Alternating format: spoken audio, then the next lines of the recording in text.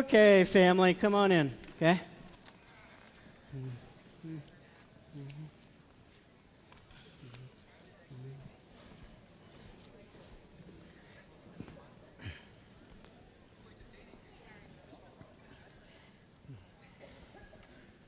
Great. Thank you for taking the time. We'll be as painless as possible, all right? But I do hope you caught not only in the message, but our heartbeat as a church is to be who we've been from the very beginning. And they have that, I think, on a slide. The gathering from the very beginning was planted with a call from God to reach people with the gospel by being part of their lives in practical ways. And the practical ways is what's led us to seek God out about, Lord, could there be a place, a property, a home for us here in the future. And we've been thrilled with God's faithfulness. This is what he's done in the Dominican Republic and in Kenya with the Gathering Home and the other life-touching ministries that the Gathering is able to be a part of. But we're really asking the question, and implementing this part of the vision, and that's this. How do we as a church now take this vision and live it out locally in a deeper way? That's really the heartbeat and the umph behind all of this. Not so much where it is, what all those other little details, but how do we continue on the heartbeat of the Gathering, but with a church home, be able to do it 7 days a week, be able to minister out of and invite in. And so I think there's a couple bullet points to that they'll put up, okay? We want to take our ministry vision from experiences like the DR in Kenya and impact people's lives locally, reproducing those same life-on-life touch points. We've got to do a better job here as a church in ministering to a local part of our community, and we feel like we can best do that in a place where we call home, of ministering out of and inviting others in as well. We want to be a church that's open 7 days a week, and can you imagine what the Gathering can accomplish with all the different things, whether it be tutoring or helping moms or place for kids to come after school, or whatever those things look like, whatever those details are, but being that community that's settled in and says, okay, we're going to go for this 10-mile radius around us. We feel God's call to plant roots and have a central location to launch ministry from. I think you've heard that and heard it really clearly. We want to be financially responsible, leaving freedom with resources to do ministry in the community and around the world. We're not looking at stopping going to the Dominican Republic. We're not looking at stopping doing what we're doing in Kenya. We want to see how can we do what we're doing there. How can we implement that and do that better here in the north area of Colorado Springs? So let me be really clear on one point, okay? We are investigating an area. Okay, we are doing due diligence, like the Lord told Moses, go and figure some things out. So we are doing due diligence on a location which most of you are familiar with, called Illumination Point. Let me make it really clear. That does not mean that that's going to be our eventual church home. It may be, it may not be. But we're hoping that we will have a community of people that are giving toward a vision wherever that is up here on the north end of Colorado Springs, not necessarily that particular one. Now, we're looking at that one closely because of, the price that came, the acreage that's next to it, where it is in reference to Monument and Woodmore and all. So we're looking at it, absolutely, and we've got a crews doing diligent work on it to determine what's the soil like, what's the water like, what's the traffic like, what's CDOT going to require, what are changes we can do to the building, what can't we do, all of those types of things. But we put it in paragraph point. It says, the Illumination Point property could be God's potential tool to accomplish this mission. We have not purchased the property. How many understand what that means? Okay? Yeah, good. Okay? Just clarity, okay? we've not purchased the property, but have secured a 90-day time frame ending February 2nd, 2013 to do analysis and get professional opinions on its feasibility. So we can answer your questions as best as we possibly can, but I just wanted to make sure you knew that. If you do have additional questions, we purposely put our cell numbers and email down so you can go ahead and contact us if you choose to do so, if you have questions that come up after our time together. This won't be the only meeting that we have together, you know. As we continue this little journey together, we're going to need a few gatherings like this just to make sure everyone's getting the right information and good information. We've got some information to give out from the other meetings that we have, and then we're in holding pattern of still getting some costs on some other things. And so I'm going to turn it over to Steve, I think, right? Yep. Good. Thanks, Mike. Okay. Can everybody hear me okay? Is this working? Okay. So Yep. if we can go to the next slide. I want to elaborate one thing on that Please Mike do. said is You can probably say it better than I did. So no, go it's ahead. going to be hard. That's a lot of people have asked the question, okay, well, I've heard that we have a contract, but we, what's this 90-day, what exactly? So just so everybody understands and is clear, we do have a purchase contract. We decided, because of the situation, there were other groups looking at this, and we decided that we should essentially lock this up if we could. However, in that agreement, we have an out clause that for any reason, through February 2nd, I believe, is it? So Groundhog's Day, for all of those who celebrate that great American holiday. We have until February 2nd to decide that we can terminate the agreement, and we're out nothing other than any money that we've put in as far as due diligence. So when you hear that we do have a contract, that's correct, but we do have this 90-day period, and we're not locked in, and so that's the reason for that. So I just wanted to make sure everybody's clear on that. So on January 30th, if we wanted to walk away, we can walk away. Exactly. That's right. That's right. So Mike asked me to talk a little bit about some of the factors that we've been considering as far as looking at a permanent home. And, Mike has very eloquently and gone through in great detail the desire to be part of a community. And I wanted to just say a couple things and elaborate on that a little bit. First of all, I think I was listening to Mike's sermon today, and the thing that just hit me was really two things. One was thanks to all of you. I mean, it really is. I think I can speak for all of us. It's a real pleasure and privilege to serve on a board serving you when I look at all that we have accomplished and all that we do every day in the community, both here and around the world. It's really phenomenal when you think of a group this size, what we accomplish. It really is amazing, and it's because of the hearts of all of you that we do that, so thank you. It's really God-sized through his people because Exactly. it's bigger. Yeah, it's amazing. And I also, I say this the couple of times I've been in the Dominican with Mike, but I also think we have to, give a lot of credit to Mike for having the vision to do this and the heart to do this. It's because of his leadership that, we are who we are. And I really have to tell you, I think it's really cool who we are. And so thank you, Mike, for all you do.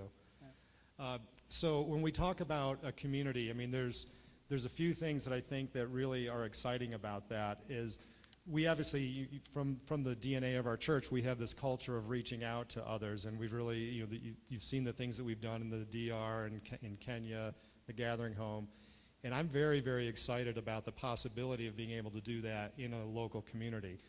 When you kind of look at our church, one of the things that I've sort of surmised it is this, that we've kind of built our own community. We don't come from a particular area. I mean, you look at, we're in a church in a box, and we'll talk about that in a second, and there's not a lot of homes right around us. So, when I grew up, I was in the little church in the middle of the little town. We don't really have that, and instead what we've done is we've gone out and kind of built our own community, the DR, Kenya, the Gathering Home, but they're all over the place. They're a wide geographic region. This is our chance to really focus on a particular community and to be able to go and do a lot of great things there, whether it's in the Tri-Lakes area or some other area on the north end of Colorado Springs. We really feel that it's time for us to very seriously look into that and to try to make that happen, because I think there's a lot that we can do. One of the things I was thinking about while Mike was speaking, Sounds like I didn't listen much to you because I That's still all do a right. lot of thinking. Yeah, But I didn't either. So. one of the but one of the things that reminded me was, you know, when Jesus is at the Pharisee's house having dinner, and the woman comes in and pours the perfume on his feet, and they say, oh, well, you know, they could have sold that for all sorts of silver, and we could have done this. And Jesus says, you know, the poor will be with us forever. And that's the thing. You know, we do a lot of great things, but there's so much more to do, and I'm really excited about that possibility, and I think this is a chance to really do something on that front. The second thing I wanted to talk a little bit about was the Church in the Box, and it really is a huge testament. I mean, when we formed the church, and we were talking about the Church in the Box, everybody said, I guess there's more of the giants, oh, well, you know, no church in a box lasts more than 3 years because people get tired of it, they get sick of it. 2 years, okay, I guess I'm being optimistic. And here we are 8.5 years later, and we're still doing it, and we're still doing very well. And so it really is a testament to the people who get up in the morning and come here at, you know, very, very earlier than I'd like to think. So thank you to all of them.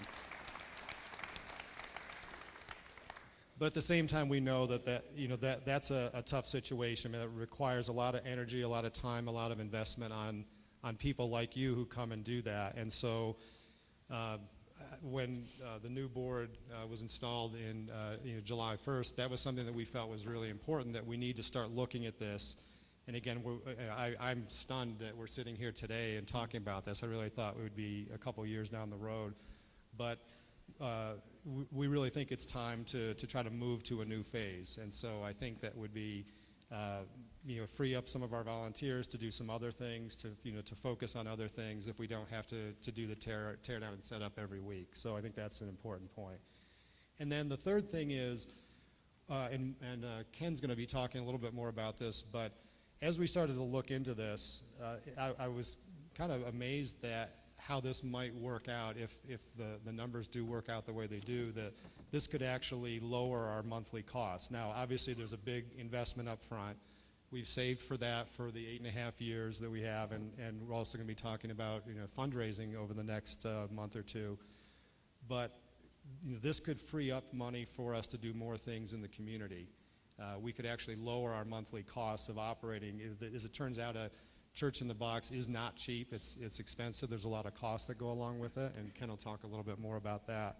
But one of the things that we could do is to turn this into something that could really actually benefit us financially. So with that, I'll turn it over to Ken. Thank you, Steve. Before I jump into the examples of the financing scenarios that we might have relative to Church in a Box and also the new facility, we talk a lot about reaching out to the community, but I ask each of you to think a little bit about what is your thought of what a church home might mean to you and your family personally, in terms of if you have children that are growing up, a place that they can call home and recognize as their church home, maybe a place that they eventually get married in, and for those of us on the other end, a place that we can have a funeral. I mean, a home where we live and breathe and live together. So think about what it means to you. Maybe as a child you have a vision of what your church was like, or maybe as an adult you have thoughts about what the church could be in terms of if we had a home.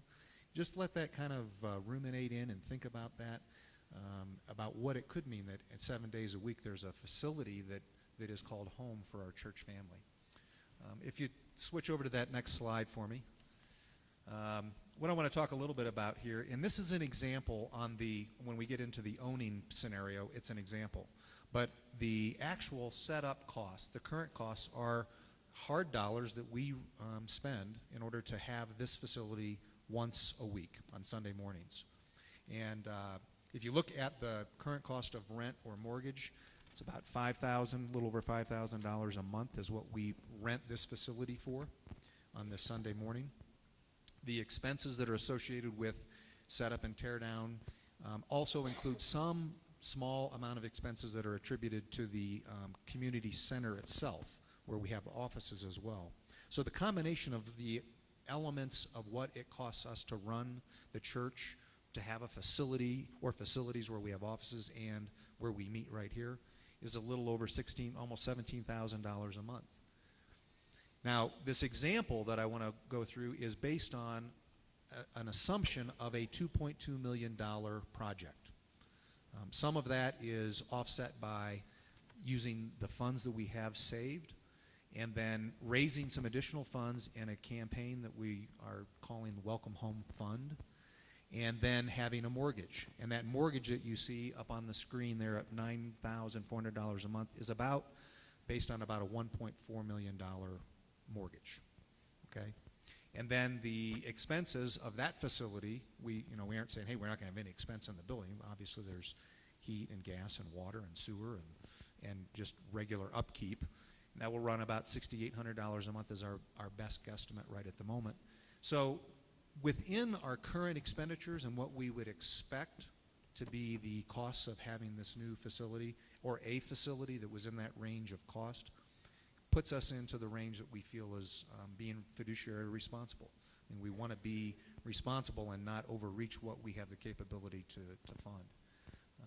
So that $2.2 million project looks at about $800,000 down, 5.25% on a 20-year loan. And we're not saying that that's the firm cost. Please understand, we are still in the process of, the part of the due diligence is understanding the feasibility of the building, remodeling it for our purposes, and then making sure that we have funds in there for the ongoing capital expenses or the upkeep of it.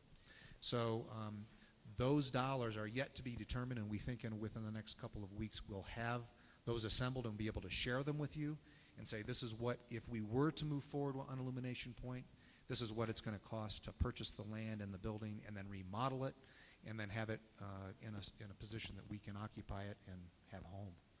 So we will share that as soon as we have it. It's not that we're trying to avoid it. It's just that we don't know today because the architects and engineers are going through that cost analysis right now and putting it together to say, hey, this is what it'll run. Okay, Roland?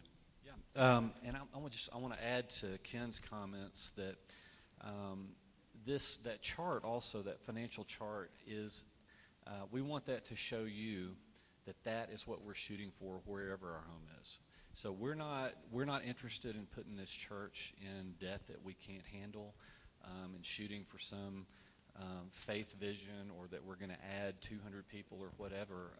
We're not interested in taking on more financial debt than we can handle. So we're interested in a lateral move financially, something that will fit within our budget that we currently have. And we really want you to hear us say that, which is unlike a lot of building programs. If you've been through one in church, they're usually huge, huge steps of faith, which are fine.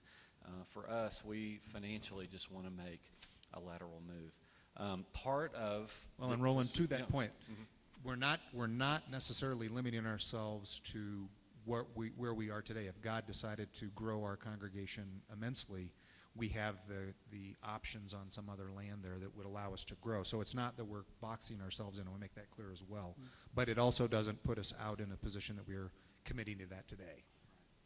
So when the leadership team decided that this was the next chapter for the gathering, to find a home, we put together a group of people, myself, a couple people from the congregation, and from the elder team, and we started scouring the area. What property was available, what buildings. We looked at leasing, we looked at purchasing.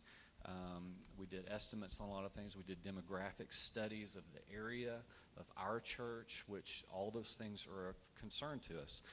Where's the best place for our church, for our people, but also where is God calling us, which is even a bigger thing. Mm-hmm. You know, where does God want us to be as a people so that we can change lives? And so there were a number of properties that we looked at.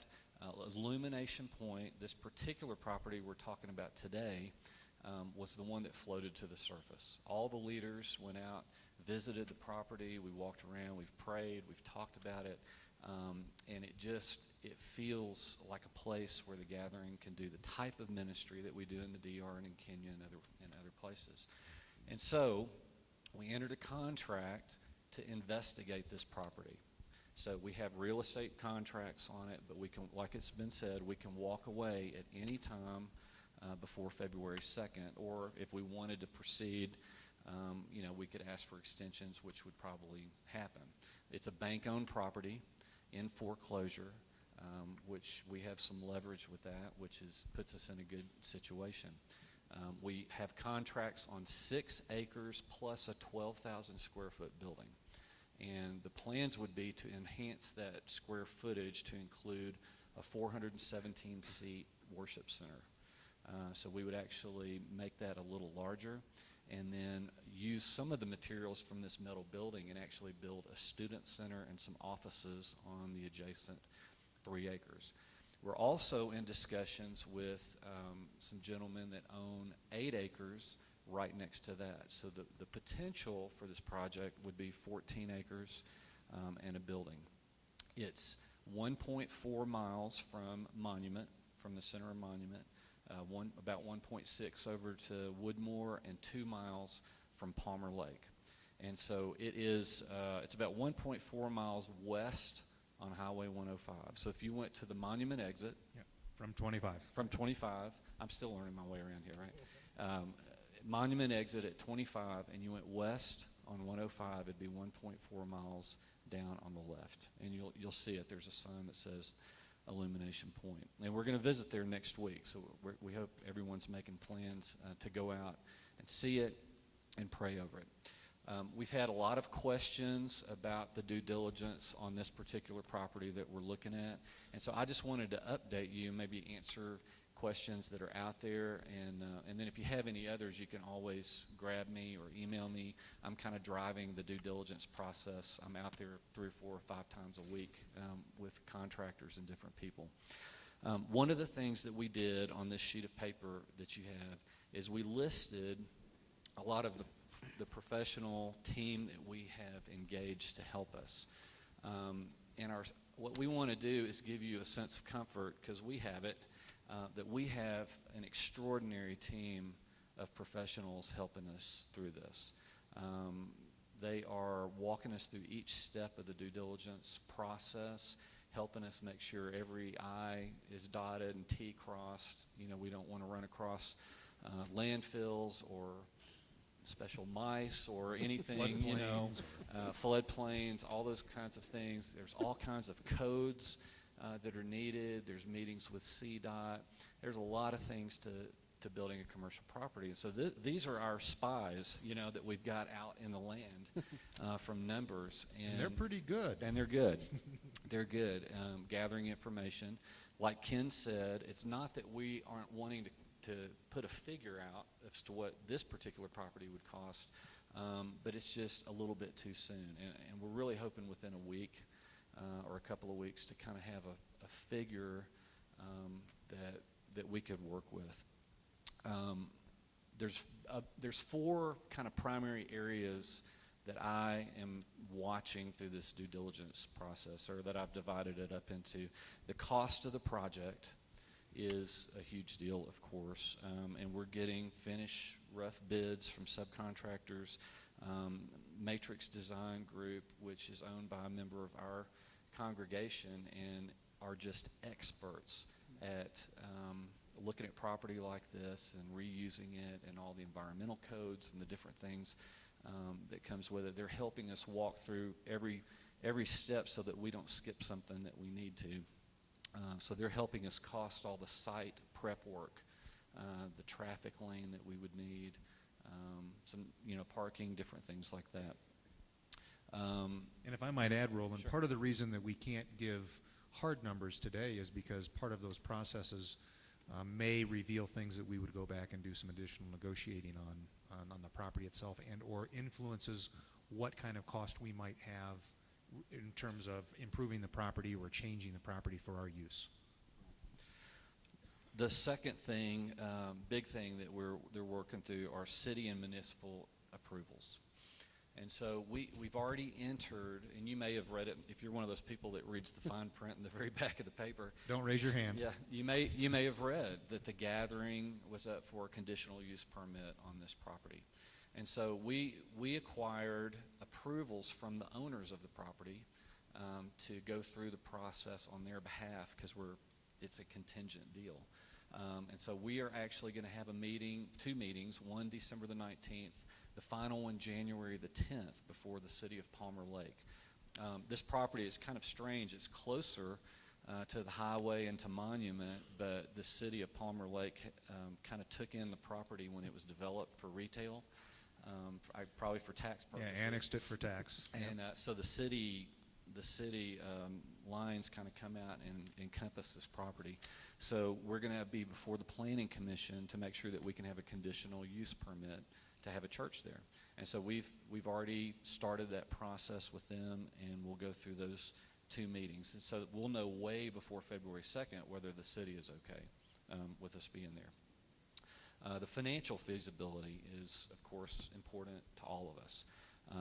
We ran across, through some contacts, some guys with Cass Bank, and I don't know if you've heard of Cass, but they're a commercial bank out of St. Louis that has an office here, and they have a division that specializes in church lending and kingdom work. The boards of directors of this company they've always been passionate believers and followers of Christ, and so they take a portion of their funds and they try to leverage it for kingdom work. And so, but they're not just a lending bank. We just had a meeting with them where one of the guys flew out from California, and they're really advisors more than just a bank. And just, I mean, I feel so much safer having these guys walk with us to see what can we afford, what do we need to forecast, what costs are we forgetting or do we need to include.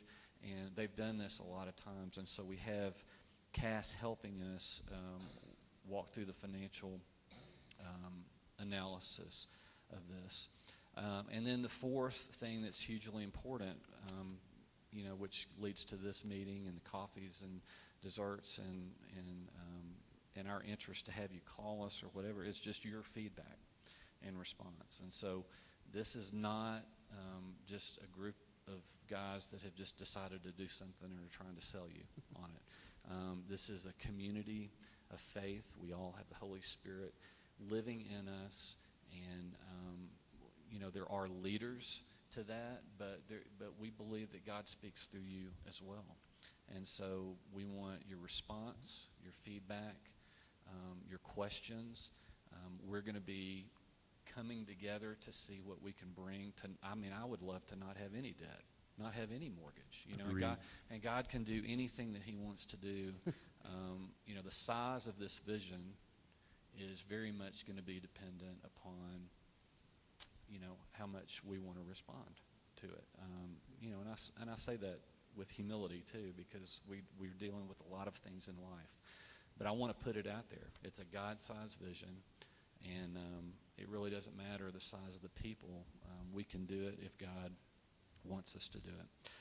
And then, I did bring some artist renderings just to kind of give you a feel. We have an architect involved in the process to do code studies for us, and so we asked her to do, 3 what-ifs of this property. And so she very much took the drawings of the property, the plans, and kind of did an additional worship center, the front of it with an added rear building, and that's Mount Hermon right behind it if you haven't been out there. You look really skinny. Yeah, I have big shoulders, and I'm really skinny in that picture. But so. she forgot arms on all the congregation. I mean, they can't lift their hands, can they? Yeah. And then that very much looks like the open space that's already there with a coffee shop and general things. And it really feels like a place where we can gather and journey with God together as a family. But also when you go out there, and we'll talk about it some next week.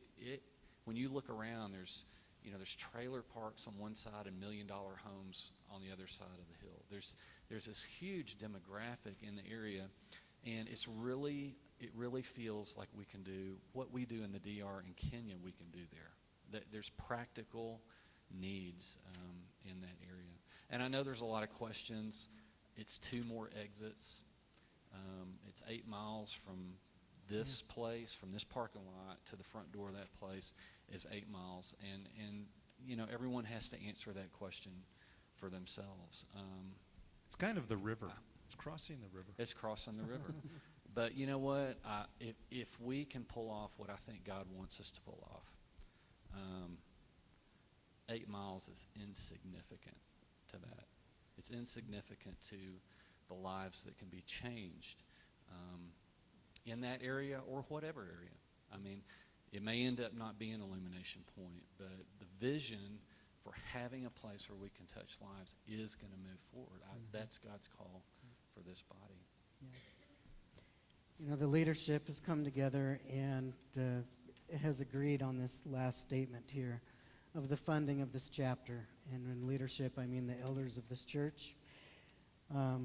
We're asking each person that calls the gathering home to prayerfully and sacrificially support this new chapter of ministry God has for our church, to find a permanent, 7 days a week home where we will live out the love of God to our community and to our world. And so on the card, there'll be some at the table as you leave there. There's basically a place for a one-time sacrificial gift, which all of us have agreed to give. And then there's also another box that we said this is what we're going to believe God for above our regular giving as a sacrifice to see this dream realized for the gathering. And so we're behind it for the next couple of years. Lisa and I have already talked and have come up with our numbers and those kinds of things. It's a sacrifice. We're going to feel it. But I think anything worth doing is worth sacrificing for. And so we're going to move forward this way, whether it is this location or another location, but just believing the vision of we want to continue what we're doing, but we want to do it also from a home base and have a place to call home. So. Yeah, and I want to, Mike sent an email out last week and pushed on all of us as leaders to just say, where are we as leadership? Because we're not going to ask a congregation to go anywhere the leaders are not willing to go. And so I don't say this to pat anyone on the back, but I saw every one of the elders in this church responded, we're in this. We're sacrificing financially. They're obviously sacrificing with time. And so everyone on the leadership team of this church is willing to take the first step into this. And then could you read, I was just thinking read the Exodus 25 passage right there, because Yeah, it's pretty amazing, Exodus 25, when they're building the tabernacle. The Lord said to Moses, "Tell the Israelites to bring me an offering. You're to receive the offering for me from everyone whose heart prompts them to give. These are the offerings you are to receive from them: gold, silver, bronze, blue, purple, and scarlet yarn and fine linen, goat hair, ram skins dyed red, and another type of durable leather, acacia wood, olive oil for the light, spices for the anointing oil and for the fragrance incense, and stones and other gems to be mounted on the ephod and breastpiece. Then have them make a sanctuary for me, and I will dwell among them." And I thought it interesting. It wasn't just, there wasn't an amount, only $100,000 gifts, kind of thing. It's like, look, gold, silver, precious stones, oil, fabric. As God prompts, then we'll see where we end up and what we're able to go forward with as a community. And recognize as a community, we're saying we're going to sacrifice, we're going to go without in some other areas so that we can present a sacrifice and say we're going to go forward this way for a church home.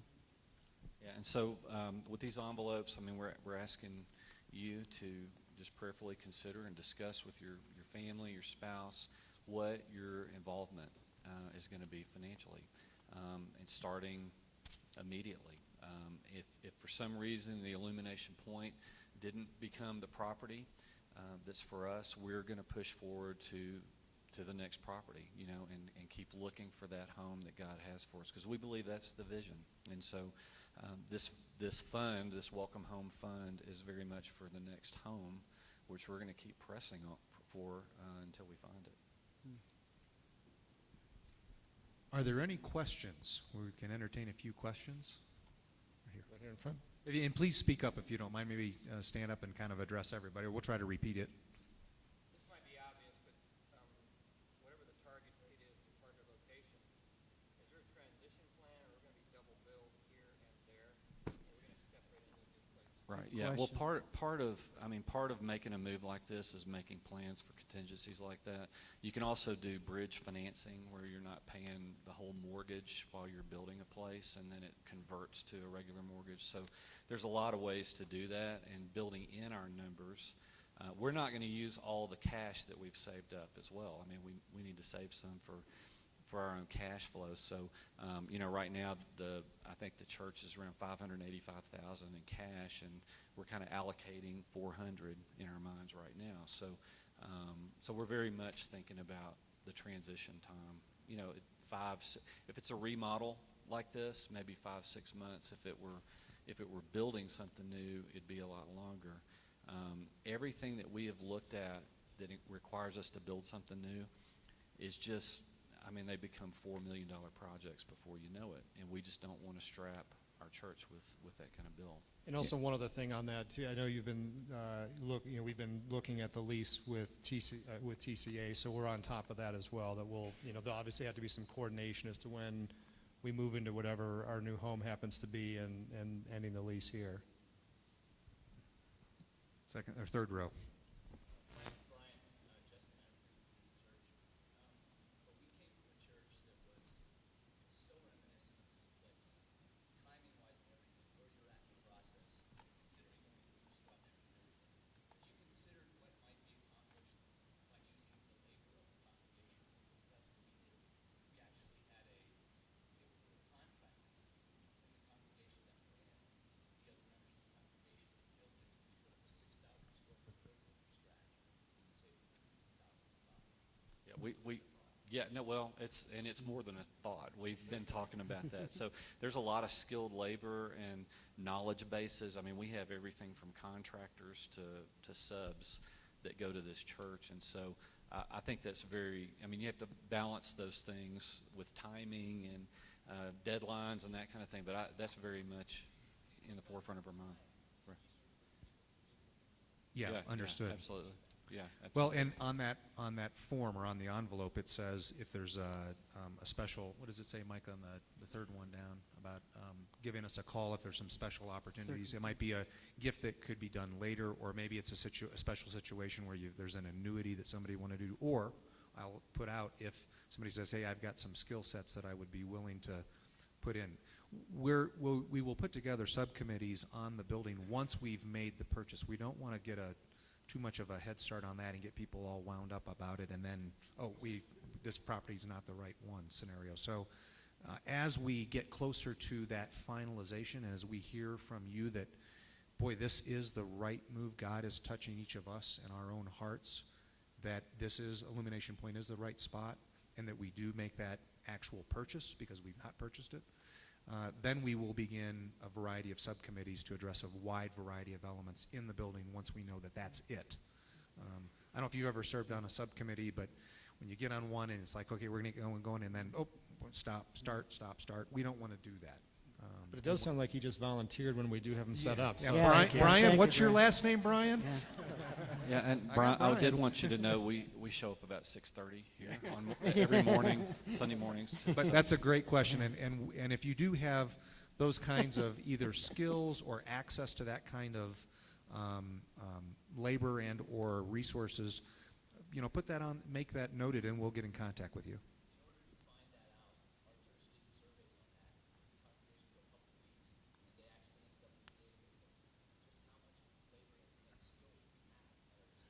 I guess a great idea. And a lot of people have gone to the DR, and where what we've done down there is construction. So Yeah, I can spray cement. yeah. Yeah, I can paint. So that was ugly. That painting poor- or the cement? No, my No. cement. Yeah, poor walls. No.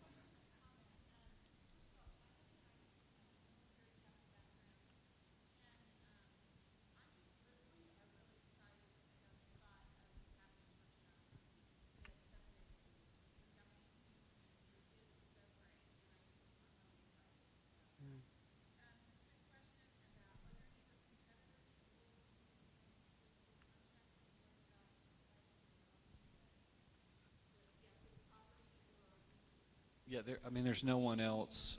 I mean, we have a contract with the sellers, and An till- agreed upon contract. Yeah, at a till price. February the 2nd. And, in real estate contracts, there's all these gates you kind of walk through. And so as long as we keep walking through them and we don't want to walk away up to February 2nd, we have the first rights on the property, so. Yeah, right now, 5.25% is kind of a commercial rate, 20-year loan. That's part of our assumptions on that chart. Time. Well, Illumination Point, if all the ducks line up in a row and this looks like where God wants us, we'd still have to come back and do formal plans. We're only paying this list of people. We're only paying them for some due diligence work because we don't want to, pay out too much money until we figure out if it's feasible. And so we'd have to go back and do a few plans. I've gotten them to kind of say End of summer. end of summer-ish, we might be able to be in there. So. Barbecue time. Maybe a late VBS. No. It's June. Okay.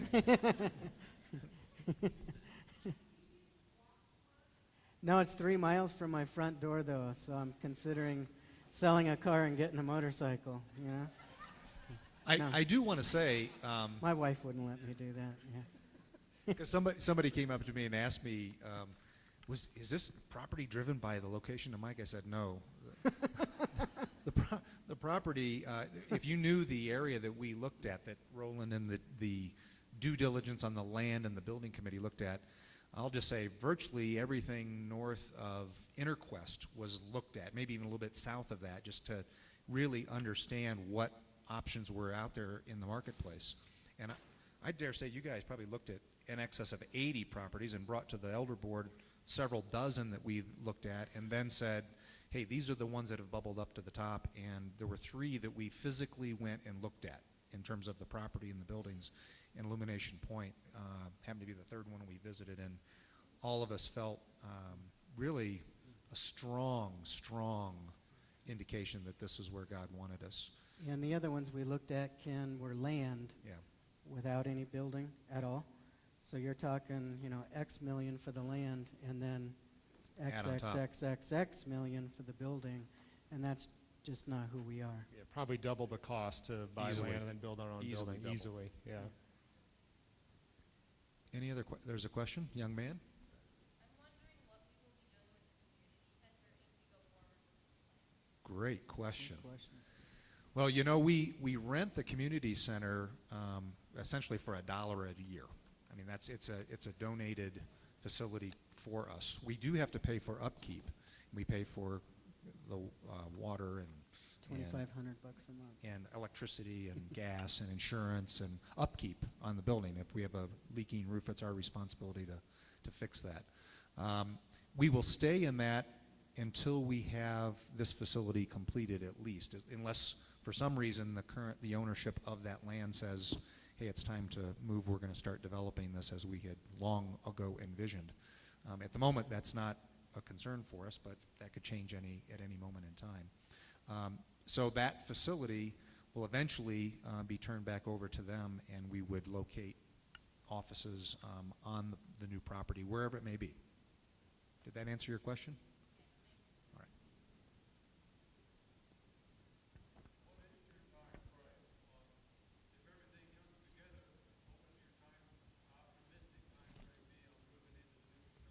End of summer. End of summer, Bill. No, this summer. Okay, June, July, or August.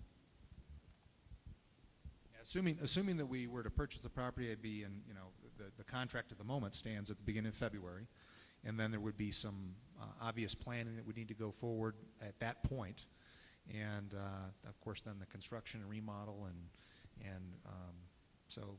But keep in mind, that's the best case scenario. Yeah. I mean, in real estate, something always comes up that delays things. So, but that's the best case.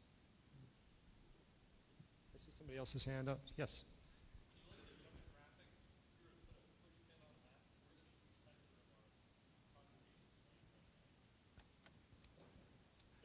Roland, Probably a little north of here would be the center.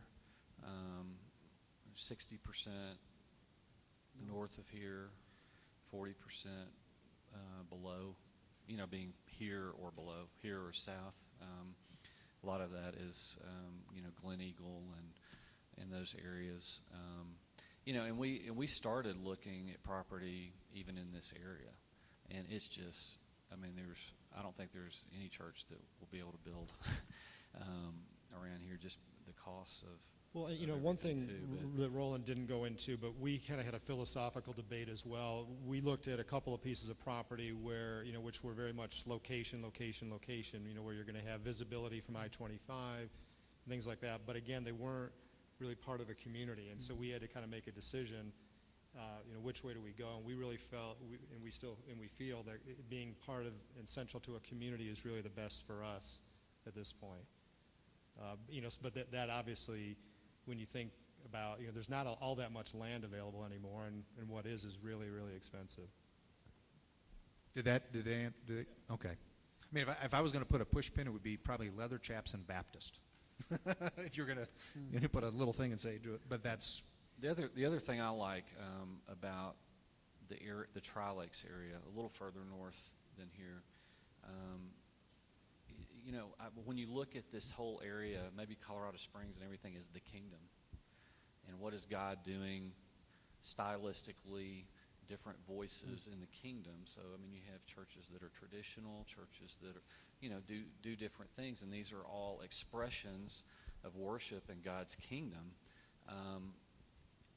It sure would be nice to be in a place geographically where we don't feel like we're competing with someone that is already doing that well, And the kind of church we are, blue jeans, rock band, wanting to kind of get in people's lives, that kind of thing.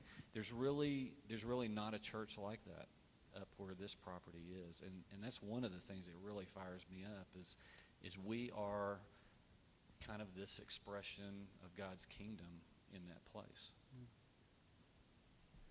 Having a good hair day, too. Yeah. Yes.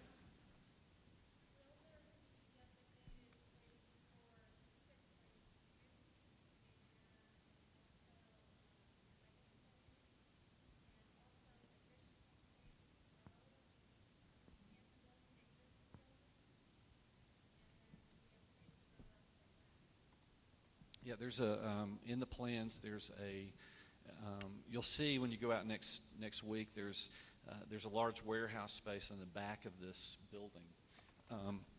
Kind of back where the large building is, it just kind of is a single story and it's not as big. Actually, taking that metal building apart on the back, putting it on the 3 acres that are adjacent part of this project as a student center. So there'd be a student center that's just theirs. We're talking about doing office space on the end of that so that all the kids and parents and everything stay together on Sunday mornings in this main building. As far as growth in the future, I was out this last week with the general contractor and one of the guys from Matrix, program manager, and we were actually talking about best places for parking and this other building so that, if something exploded size-wise out there, where would we build a new worship center? Where could we add onto this building? And so all those things are, absolutely being thought of.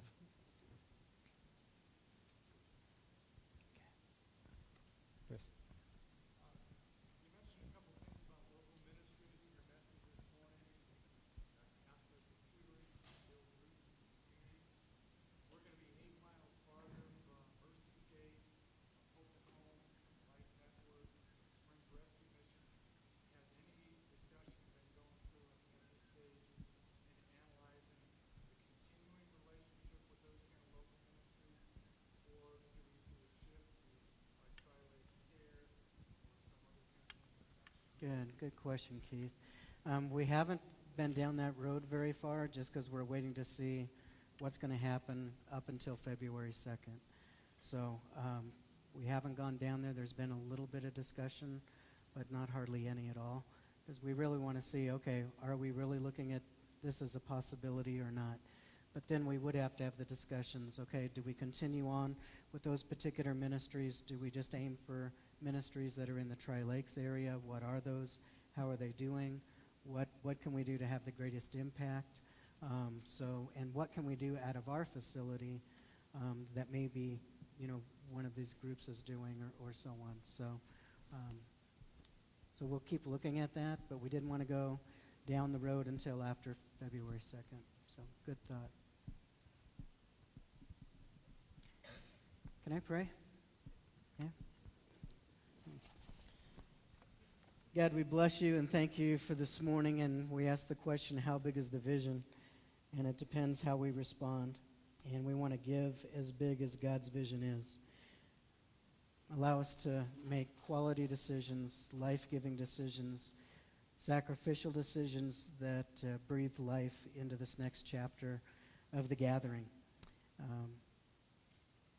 Just be with us as we go forward, and we trust you, and we want to be fully engaged in listening to you, praying to you constantly about this. And God, we pray for that, the amount of funds to come in so that when necessary, at whatever point, whether it's a year from now or a couple months from now, we can move forward knowing that a group of your people have come alongside and said yes and contributed. So we lift that up to you. We lift up the community wherever it is that you're going to have us land.